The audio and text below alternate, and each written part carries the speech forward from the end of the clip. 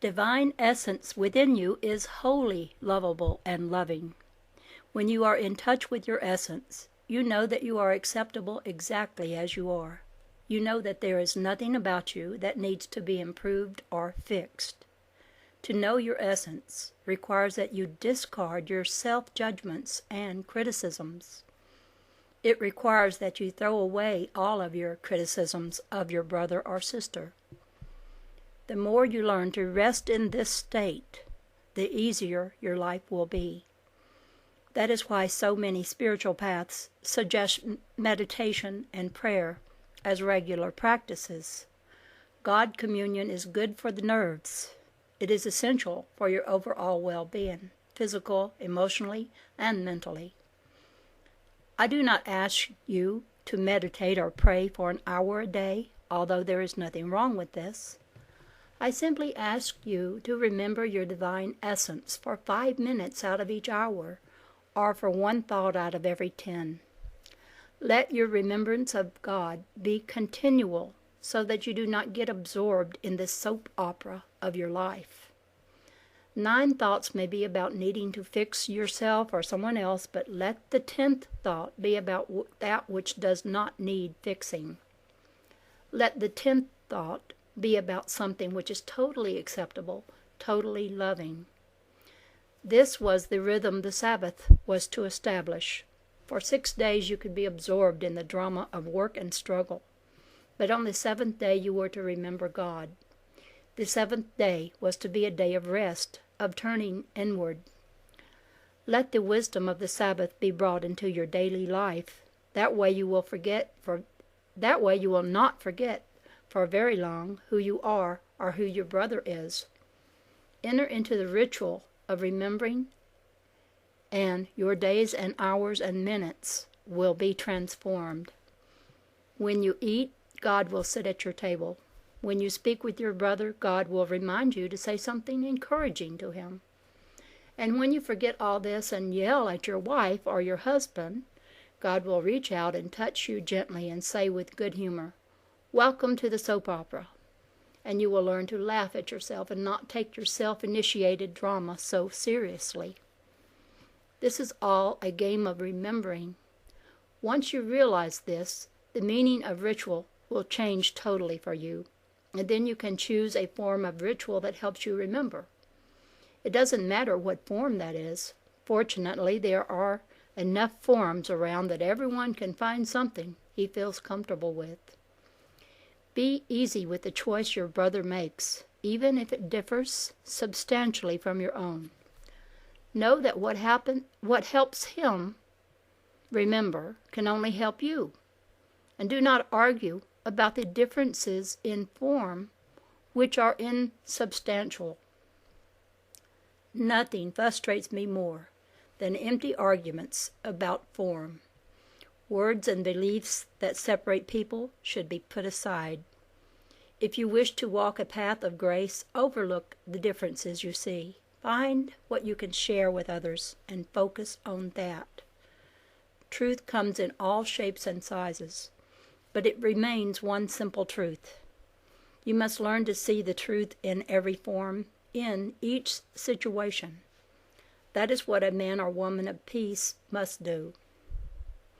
You are entering a time when the barriers of culture and religion will be transcended. People of different tongues will learn to understand one another. With tolerance for diversity will come the perception of universal values which can be embraced by all. This is a time of great importance. Each one of you has a significant role to play in the dismantling of the barriers to peace. Therefore, I encourage you to find the place within where you are whole and complete. From that place you will celebrate and accept all people who come into your life. From that place of peace within, you will be a peacemaker among women and men. This is my teaching. Throughout time, this has always been my teaching. Other dimensions. Yours is not the only dimension of experience. There are many classrooms, each with its own unique curriculum. In your classroom, the primary subject is equality. You are here to learn that all beings are equal, regardless of their apparent circumstances. Men and women, black and white, Hindu or Catholic, are all equal in their existential worth. All inequalities are of your own making and must be abolished. Many of you have been working on this curriculum for some time. I won't tell you how long. You have developed many ingenious ways to distort your true spiritual equality with other people. Some of you live in poverty conditions while others have multiple estates. Some have too much food to eat, others do not have enough. Please understand that, had you already mastered the curriculum here, these conditions of inequality would not exist. You are here, therefore, to overcome this deep-seated belief that some beings are more worthy than others. How do you accomplish this? First, you must accept the truth of equality for yourself. If you feel superior or inferior to any other human being, you have not accepted the truth about your spiritual identity. Second, you must accept the equality of others around you. Accepting their equality means that if you have more than them, you are willing to share it, and if you have less, you are willing to ask for their help. You also are here to learn to respect everyone's right to decide for herself. If you decide for another or let her decide for you, you haven't accepted your mutual equality. This trespassing one upon the other seems to give you license to make your brother responsible for the decisions you make or decline to make.